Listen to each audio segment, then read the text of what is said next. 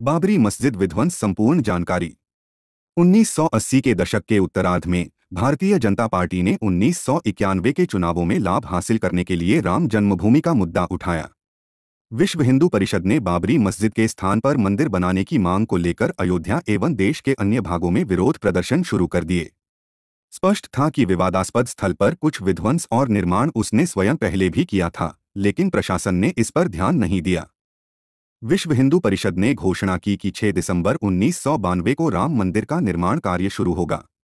हजारों स्वयंसेवक कार सेवक अयोध्या में एकत्रित हो गए। घोषणा में बताया गया था कि मस्जिद के निकट मंच पर प्रार्थना की जाएगी, लेकिन वह दिन आया तो कार सेवकों के समूह ने मस्जिद की तरफ बढ़ना शुरू कर दिया, जबकि आरएसएस और पुलिस ने इसके लिए मना किया था। भीड़ अनियंत्रित हो गई। उनके पास लोहे की छड़ें और अन्य हथियार थे तथा जल्द ही उन्होंने मस्जिद की दीवारों पर चढ़ना शुरू कर दिया। एल के आडवाणी जैसे बड़े नेता वहां इकट्ठे हो गए और कार सेवकों को वापस आने को कहा, लेकिन कोई फायदा नहीं हुआ। पुलिस ने हालात को नियंत्रित करने का ज्यादा प्रयास नहीं किया। मस्जिद पर हमला किया गया और इसे मलबे के ढेर में बदल दिया गया। बीजेपी ने स्पष्टीकरण दिया कि यह पार्टी का काम नहीं था और यह दुर्भाग्यपूर्ण घटना थी। उत्तर प्रदेश और देश के कई अन्य भागों में सांप्रदायिक दंगे भड़काने के लिए कई भाजपा नेताओं को गिरफ्तार किया गया, जिसमें कई लोग मारे गए थे। शिवसेना द्वारा दंगे एवं हिंसा भड़काने के कारण बॉम्बे भी सर्वाधिक पीड़ित जगहों में से एक था। 1993 में बॉम्बे में स्थित माफिया डॉन ने शहर बॉम्बे के मुख्य स्थानों पर मुसलमानों पर पूर्व में हुए हमलों के प्रतिशोध स्वरूप बम धमाके कराए। उत्तर प्रदेश के मुख्यमंत्री के रूप में कल्याण सिंह को कानूनी मर्यादा को बनाए रखना और इसका पालन करना चाहिए था तथा विनाश को रोकना चाहिए था, लेकिन उन्होंने कोई कार्यवाही नहीं की। केंद्र की निष्क्रियता ने कई लोगों को चौंका दिया।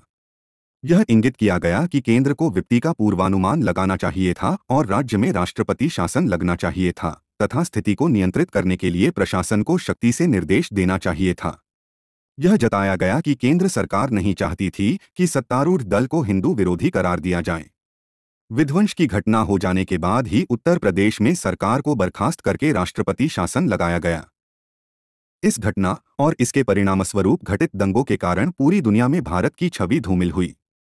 इतनी हृदय विदारक घटना घटित होने पर यह कयास लगाए गए कि भारत अप्रभावी सरकार सहित कानूनविहीन देशों में से एक देश बन गया था या कुछ हद तानाशाह प्रकार का हो चुका था। लेकिन बाबरी मस्जिद विध्वंस ने आधुनिक भारत के इतिहास में कलंक लगा दिया था। यद्यपि दोनों समुदाय हिंदू एवं मुस्लिम पीड़ित होने का दंश महसूस कर रहे थे और सांप्रदायिक दंगे हो रहे थे, अब खुले तौर पर दोनों समुदायों के बीच वैमनस्य और शक दिखाई देने लगा।